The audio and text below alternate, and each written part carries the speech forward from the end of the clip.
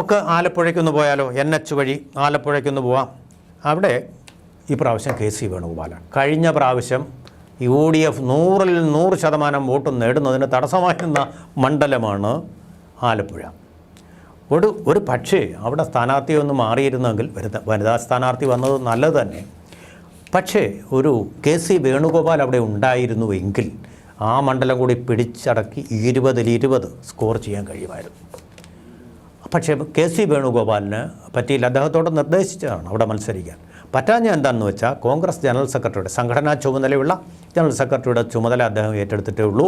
അപ്പോൾ കാര്യങ്ങളൊക്കെ പഠിച്ചു വരുന്നേ ഉള്ളൂ. അപ്പോൾ ഈ ഒരു പരീക്ഷണം നടത്താൻ പറ്റില്ല എന്നുള്ളതുകൊണ്ടും ജയിക്കുമെന്നുള്ള പ്രതീക്ഷയില്ലാത്തതുകൊണ്ടും ആയിരിക്കും ഒരു പക്ഷേ അദ്ദേഹം വരാതിരുന്നത്. ഈ പ്രാവശ്യം പക്ഷേ അദ്ദേഹം ജയിക്കുക തന്നെ. കാരണം KC വേണുഗോപാൽ അവിടെ മത്സരിക്കണം, മറ്റാരും മത്സരിക്കരുതെന്ന് ആഗ്രഹിക്കുന്ന ധാരാളം കോൺഗ്രസ്സുകാരുണ്ട്. അതുപോലെ തന്നെ നായർ സമുദായത്തിൻ്റെ സ്വാധീനം കൂടുണ്ട്. അതെല്ലാം അദ്ദേഹത്തിന് അനുകൂലമായി വർക്ക് ചെയ്യും.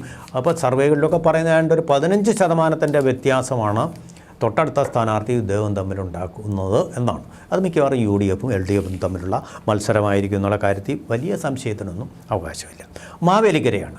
മാവേലിക്കര വലിയ നമ്മുടെ ഫോട്ടോ ഫിനിഷ് എന്നൊക്കെ പറയുന്നത് പോലെ, ഒപ്പത്തിനൊപ്പം എന്ന് പറയുന്ന പോലെ മാവേലിക്കരയിലെ മത്സരിക്കുന്നത് കൊടിക്കുന്നിൽ സുരേഷും CPIയുടെ യുവ നേതാവായിട്ടാണ് AESFിലൂടെ AYFിലൂടെ ഒക്കെ നേതൃത്വത്തിലേക്ക് വന്ന സൗമ്യനായിട്ടുള്ള അരുൺകുമാറുമാണ്.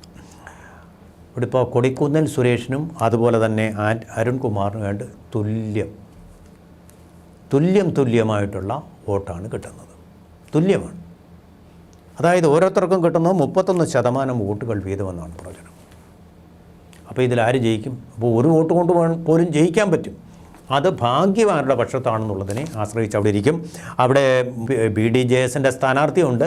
പക്ഷേ കാണുന്ന ഒരു കാര്യം, BDJS മത്സരിക്കുന്ന മണ്ഡലങ്ങളിലൊന്നും അവർക്കൊരു ശക്തമായിട്ടുള്ള മത്സരം കാഴ്ചവെക്കാൻ കഴിയുന്നില്ല. അതിൻ്റെ കാരണങ്ങൾ നമുക്ക് പിന്നെ അന്വേഷിക്കാം.